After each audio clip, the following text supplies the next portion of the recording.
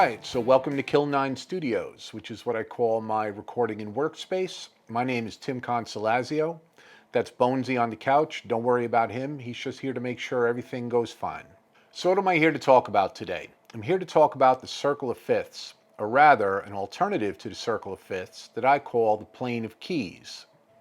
So why am I bothering to put this out there?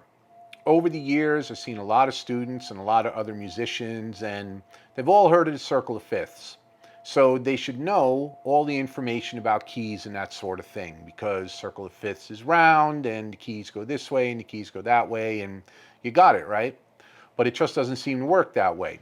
You say to somebody, A flat, how many flats? What are the notes? And they can't tell you. They don't know. So there's something confusing about the circle of fifths. It's just not easy to remember. It's not easy to work with. It's not the kind of thing where you can just think of something and say, okay, I see it in my head, I got it. Instead, you wind up getting this kind of thing. Enharmonic, what? It's like a clock, and if you go this way, it's fifths, or fifths, and this way it's fourths, and if you keep going, you get into keys with sharps, and there's no such thing as C flat. I don't get it. It's just too confusing. I don't want anything to do with it. I just want to jam. That's all. I just want to jam. I just want to know what keys are, and I just want to jam. So yeah, maybe you don't share that confusion, but again, over the years, people I've seen playing for years, they just do not have this information under control. So I figured maybe I come up with a simpler way, kind of a cheat sheet that gives you the same information. I'm not trying to rewrite music theory here. All of the information is identical to the information that you're going to get out of the circle of fifths. This is just an easier way to present it, to memorize it, and to work with it. I've had a lot of success with it. And yeah, sooner or later, you're going to want to get the student or the other musician up to speed on the circle of fifths because it's the standard. That's what it's in all the books and so forth and so on. So you want to get them there. But in the meantime, as a way of introducing it and as a simpler way of remembering the information and working with it, I find that the plane of keys is just all around easier to deal with. So without further ado, let's jump in. So this is where it all starts. You want to memorize this order: BEAD, GCF, BEAD. And again, some of you out there may have heard this before. I didn't make this up, but it's easy to remember, so we'll start here.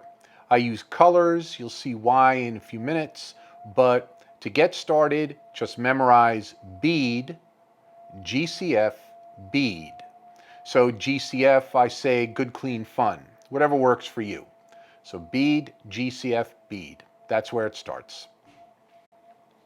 So next, we have two beads, a bead on the left and a bead on the right.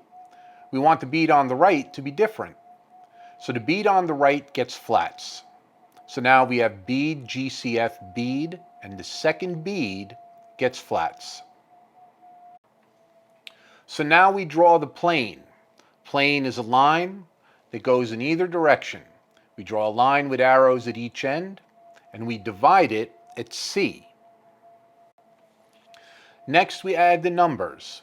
So as you can see, we put a 0 next to the C, and then we number up to 5 both ways. So you wind up with 5, 4, 3, 2, 1, 0, 1, 2, 3, 4, 5. Next, we have sharps to the left, flats to the right. So all the way to the left on the plane, we add a sharp symbol, and all the way to the right on the plane, we add a flat symbol. So now we have the plane going two ways, sharp symbol on the left, flat symbol on the right. Now we already have some valuable information. You can tell just by looking at any one of the letters on the plane how many sharps or flats are in that key. For example, on the left to C, we have A. It's going to have 3 sharps. To the right of C, we have E flat. That's going to have 3 flats. D flat has 5 flats, B has 5 sharps, and so on. You just look at the letter, read the number, and you know how many sharps or flats that key has. Remember that a key can only have sharps or flats, never both. So any key on the left of C is going to have sharps. Any key on the right of C is going to have flats. C itself has no sharps, no flats. That's your 0 point. That's your dividing line. So left of C, sharps, right of C, flats. C, 0 sharps, 0 flats. So now that we know how to tell how many sharps or how many flats a given scale has, we want to know what notes in that scale have sharps or flats. So here's how you remember. Sharps start on F and work their way to the left. Flats start on B and work their way to the right. Now here's the same slide with some of the other information removed to make what I'm saying clearer.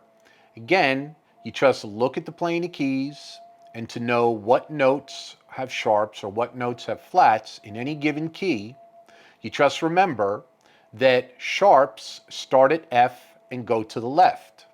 Flats start at B and go to the right. So now let's look at the whole shebang. We've got the plane of keys divided at C, scales that have notes with sharps to the left of C, scales that have notes with flats to the right of C. The root note of the scale doesn't necessarily have to have a sharp or a flat, so don't worry about that. We know that flats start at B and go to the right, and we know that sharps start at F and go to the left. So let's think through some of it. Let's take a look at the key of A. We know that the key of A has 3 sharps. What are they? We know that sharps start at F and go to the left. So that'd be F sharp, C sharp, and G sharp. So we know that the key of A has 3 sharps, and they are F, C, and G. Let's take a look at the key of B flat. We can see that it has 2 flats. We know that flats start at B and go to the right. So B flat has 2 flats, and that's B flat and E flat. Let's take a look at the key of D flat. We know that has 5 flats.